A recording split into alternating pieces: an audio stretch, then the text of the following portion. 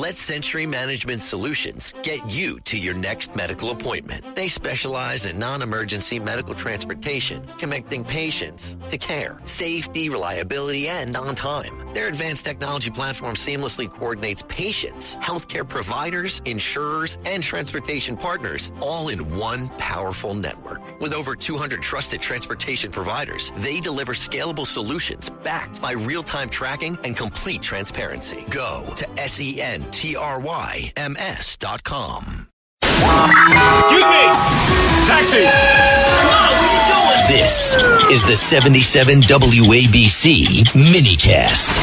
Steve Adubato, that's who we're starting out with this hour. Steve has a big interview airing this weekend on PBS with the governor of New Jersey, Mikey Sherrill. And Steve Adubato is, of course, a political analyst and author of the book Lessons in Leadership 2.0, The Tough Stuff. And he joins me now. Steve, how are you?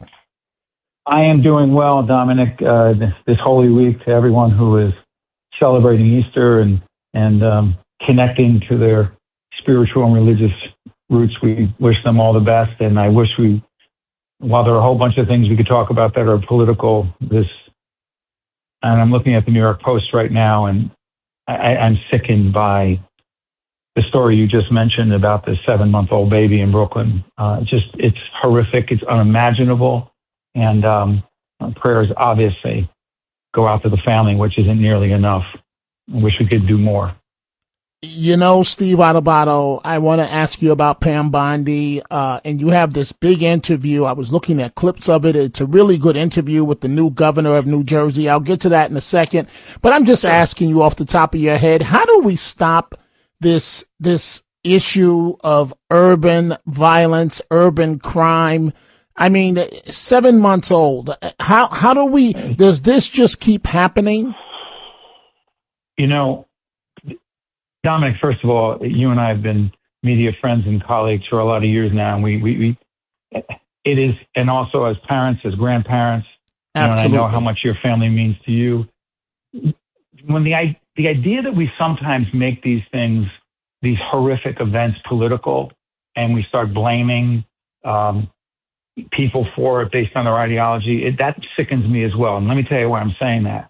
Anyone who says that there's an easy answer to this, or it's the Democrats or liberal Democrats blaming gun violence or violence of someone who happens to be a Trump supporter on the MAGA movement, it's horrific. Meaning there are sick people out there. There are violent people out there. There are people out there that choose to do harm to other people, and they may not obviously have meant to murder this 7-month-old baby, but that's what happens in the crossfire. I will tell you one thing that it's not okay with me, and I know that most of your audience will agree with this.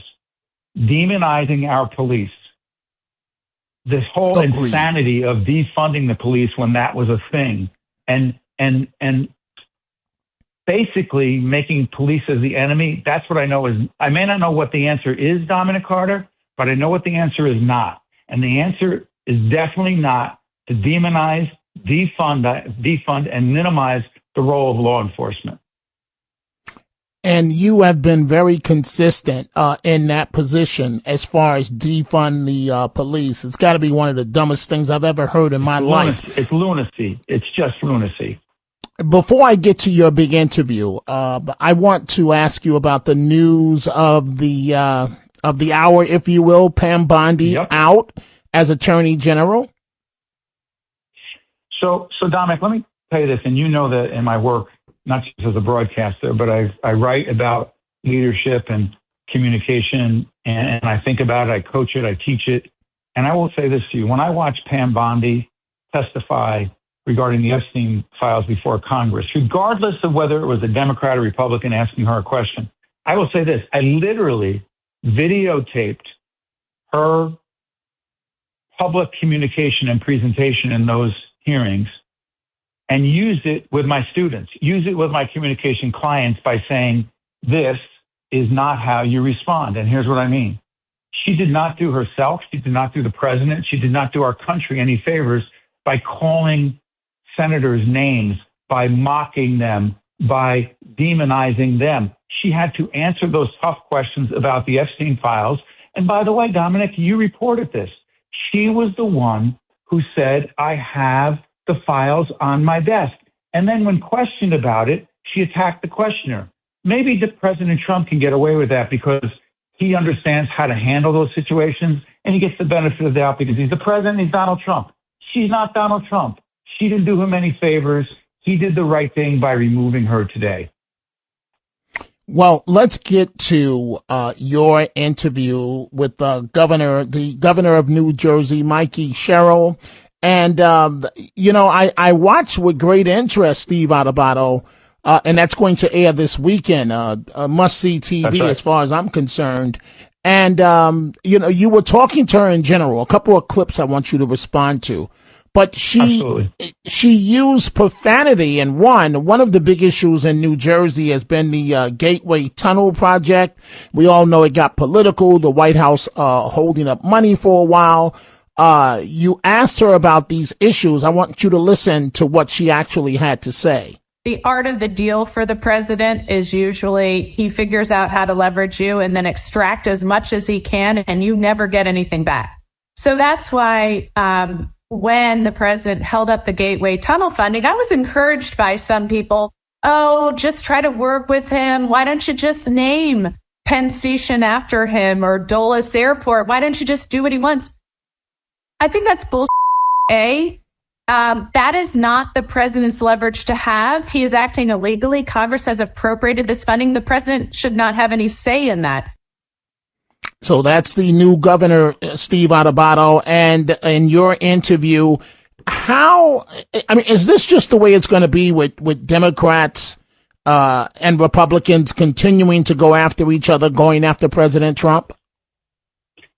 Dominic, you and I, again, we've been on each other's programs, and I greatly admire, as you well know, talk about must-see TV. You are must-see, must-listen-to radio. And I'm not just saying that because you're a friend, but because you have always approached things, and I hope that I do as well, regardless of someone's political ideology or how they identify themselves, as being able to have meaningful conversations that are not nasty and not personal. Here's the dilemma I have.